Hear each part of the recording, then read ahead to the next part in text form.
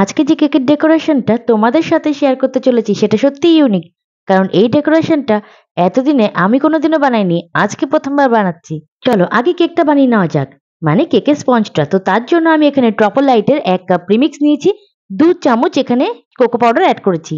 যেহেতু আজকে আমি এখানে 1 পাউন্ড কেকটা রেডি করব, তো 1 পাউন্ড কেকের জন্য এখানে 1 কাপ প্রিমিক্স লাগবে। আর যেহেতু এটা চকলেটি ফ্লেভার তার জন্য কোকো পাউডার অ্যাড করে দিচ্ছি। 1 কাপ প্রিমিক্সের জন্য এখানে হাফ কাপ জল আমার লেগেছে। তারপরেও সামান্য একটু জল লেগেছিল, ধরে নাও সেই 1 চামচের মতো। কারণ যেহেতু আমি এখানে 2 চামচ কোকো পাউডার অ্যাড করেছিলাম এক্সট্রা করে। তোমাদের কোশ্চেন থাকে না যে চকলেট কেকের জন্য কোন প্রিমিক্স আমি ইউজ করি? আমি ভ্যানিলা ফ্লেভারের প্রিমিক্সটাকেই ইউজ করি আর তার মধ্যে কোকো পাউডার অ্যাড করে দিই। ব্যাস হয়ে গেল, এখানে চকলেটি কেকের জন্য চকলেট প্রিমিক্স রেডি। কেকের মোলটাকে আগেই সেট করে নিয়েছিলাম, যেহেতু এই শেপটা হবে লাভ শেপের মধ্যে, তাই এখানে আমি বাটার পেপার লাগিয়ে প্রথমেই রেডি করে রেখে দিয়েছিলাম। আর মাপঝুপ করে তোমাদের দেখিয়ে দিচ্ছি কতটা ব্যাটার রেডি করা হয়েছে। তোমাদেরও একটা আন্দাজ হয়ে যাবে যে 1 পাউন্ড কেকের জন্য কতটা প্রিমিক্সকে রেডি করে তারপরে ওভেনে দিতে হয়। এই কেকটা আমি কড়াইতে করব, তাই কড়াইটাকে 10 মিনিটের জন্য প্রিহিট করে নিয়েছিলাম। ব্যাস এবার আমার কেকটাকে তো এখানে ট্যাপ ট্যাপ করে নিচ্ছি আর উপর থেকে ভালো করে ইভেন করে নিয়েছি। এবার কড়াইয়ের মধ্যে আমি কেকটাকে বসিয়ে দিচ্ছি আর 35 মিনিটের মধ্যে আমার কেক কিন্তু পুরোপুরি রেডি। কেক রেডি হয়ে যাওয়ার পরে দেখো কতটা সুন্দর ফুলে গেছে।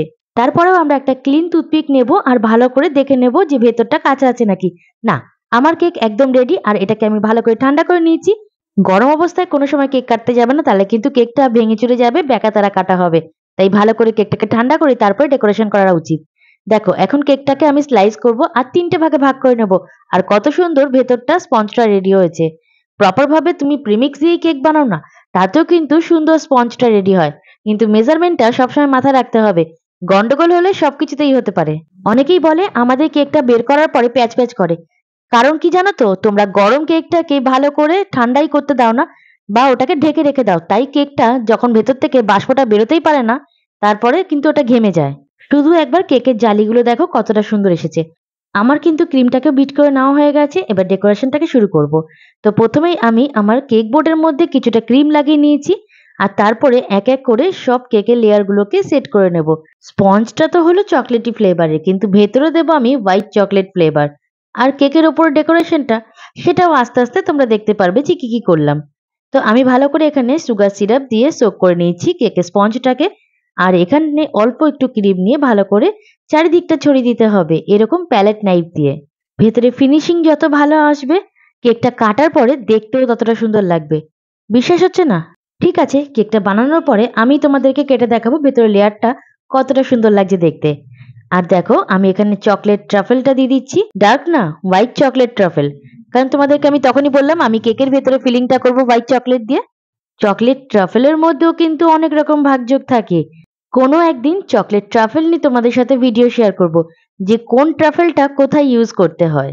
ভালো করে এখানে স্প্রেড করে দেওয়ার পরে আমি কিছুটা হোয়াইট চকো চিপস এখানে ছড়িয়ে দিচ্ছি। আর একইভাবে আমি কিন্তু এর পরের লেয়ারটাকেও প্রথমে সুগার সিরাপ দিয়ে সোক করে নেব, তারপরে ক্রিম অ্যাপ্লাই করে দেব। কাস্টমার যেরকম ক্রিম পছন্দ করবে কেকের মধ্যে সেই রকমই দেওয়ার চেষ্টা করবে। যদি কাস্টমার বলে যে হ্যাঁ আমি ক্রিম খুব একটা পছন্দ করি না, তো সেই ক্ষেত্রে কম কম ক্রিম দেবে।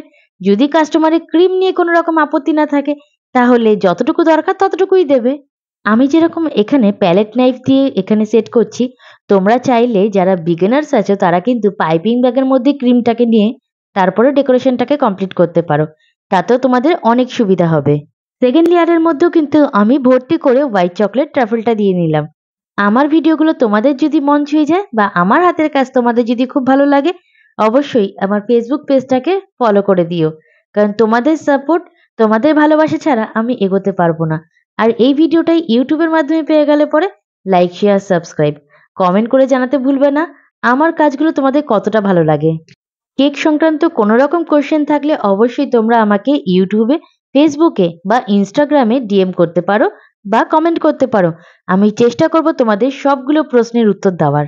তোমরা যারা কেক শিখতে আগ্রহী, যারা চাইছো খুব কম বাজেটের মধ্যে বেকিং এর কোর্স করে তারপরে তোমরা নিজের পায়ে দাঁড়াতে চাইছো অথবা বিজনেস করতে চাইছো বা নিজের বাড়ির লোকের জন্যই তোমরা শিখতে চাইছো, অবশ্যই কিন্তু যোগাযোগ করতে পারো। মুনমুন কেক হাবের তরফ থেকে যে ক্লাসগুলো তোমাদেরকে প্রোভাইড করা হবে, বেসিকে সেকেন্ড ক্লাসটা 23 ফেব্রুয়ারি, সেটা হলো সানডে। খেলার মাধ্যমে শেখা হবে, শেখার মাধ্যমে খেলা হবে। থাকবে কোশ্চেন অ্যান্সারের পর্ব, থাকবে সেখানে অনেক অনেক গিফটের ব্যবস্থা।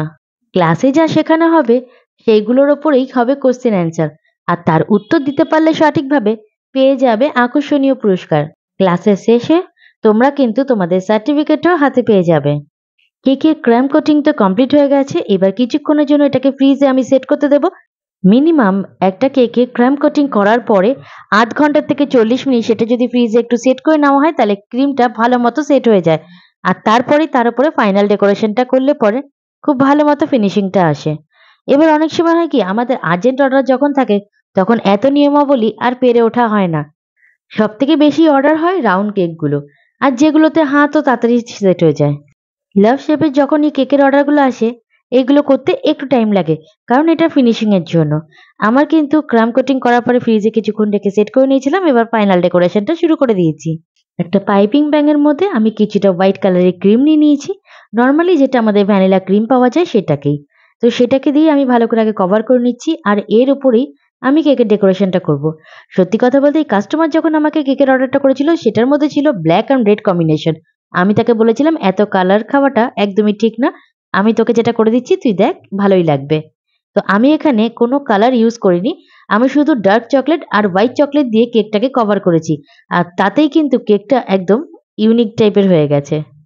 ভিডিও শুরুতে তোমাদেরকে আমি বলেছিলাম কেকটা করার পরে আমি তোমাদেরকে কেটে দেখাবো যে কেকের লেয়ারটা কত সুন্দরভাবে সেট হয়েছে, কারণ এই কেকটা কাটার পরে যদি সুন্দরই না লাগে তাহলে খেতেও মজা লাগবে না। তো দেখো কেকটাকে আমি এইভাবে দুভাগে ভাগ করে দিলাম, আর ভেতরে কেকের স্পঞ্জ আর ক্রিমের লেয়ারটা দারুণভাবে সেট হয়ে গেছে। তোমরা হয়তো কেকটা দেখে ভাবছো যে এইরকম ভাবে করার পরে আবার হয়তো এটাকে ক্রিম দিয়ে আটকে দেওয়া হবে। না, কেকের ডেকোরেশনটাই এইরকম ভাবেই হবে। যতটুকু জায়গা এখানটায় ক্রিম আর কেকের স্পঞ্জটা দেখা যাচ্ছিল আমি ওখানে অল্প ক্রিম দিয়ে ভালো করে সেট করে দিয়েছি, আর এইখানে দুটো পার্টকে আমি দু রকম চকলেট দিয়ে কভার করব। একদিকে দিয়েছি হোয়াইট চকলেট আর একদিকে দেবো ডার্ক চকলেট। তবে এখানে কিন্তু আমি র চকলেটটাকে ইউজ করিনি, চকলেটটাকে ট্রাফেল বানিয়ে তবেই কিন্তু ডেকোরেশনটা করছি। র চকলেট দিয়ে প্রবলেম হতো কি যখন কেকটাকে কাট করা হবে তখন সেটা হার্ড হয়ে যাবে।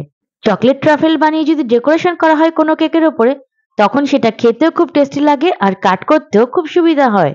তবে চকলেট ট্রাফেল বানানোর অনেক রকম নিয়ম রয়েছে, যেমন 1:1 রেশিওতে চকলেট ট্রাফেল, 2:1 রেশিওতে চকলেট ট্রাফেল, আবার 1:2 রেশিওতে চকলেট ট্রাফেল। বিভিন্ন চকলেট ট্রাফেল বিভিন্ন কাজে ব্যবহৃত করা হয়। এই চকলেট ট্রাফেল নিয়ে কোনোদিন তোমাদের সাথে ডিটেলস ভিডিও আমি শেয়ার করে দেব, তো তার জন্য কিন্তু পেজটাকে ফলো করে পাশে থেকো। নতুন নতুন অনেক ভিডিওই তোমাদের জন্য উপহার হিসাবে নিয়ে আসবো। যতটুকু আমি জানি ততটুকু তোমাদের মধ্যে আমি বিলিয়ে দিতে চাই। কেকের উপরে চকলেট ট্রাফেল যখন ভালো করে সেট হয়ে যাবে তখন এর উপরে যা লেখা লিখে দাও, কোনো অসুবিধা নেই। এত অব্দি কেকের ডেকোরেশনটা করার পর কোথায় যেন আমার মনে হচ্ছিল একটু খালি খালি লাগছে।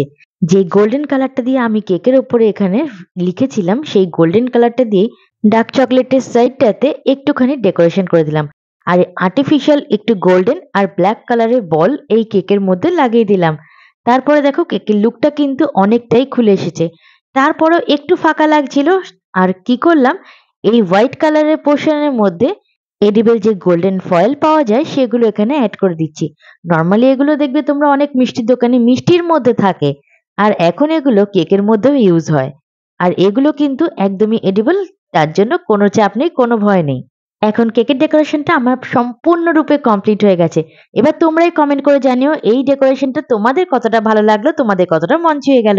ভিডিওটা ভালো লাগলে অবশ্যই লাইক শেয়ার সাবস্ক্রাইব, আর ফেসবুকে দেখলে পরে পেজটাকে ফলো করে পাশে থেকো। ভালো থেকো। হর হর মহাদেব।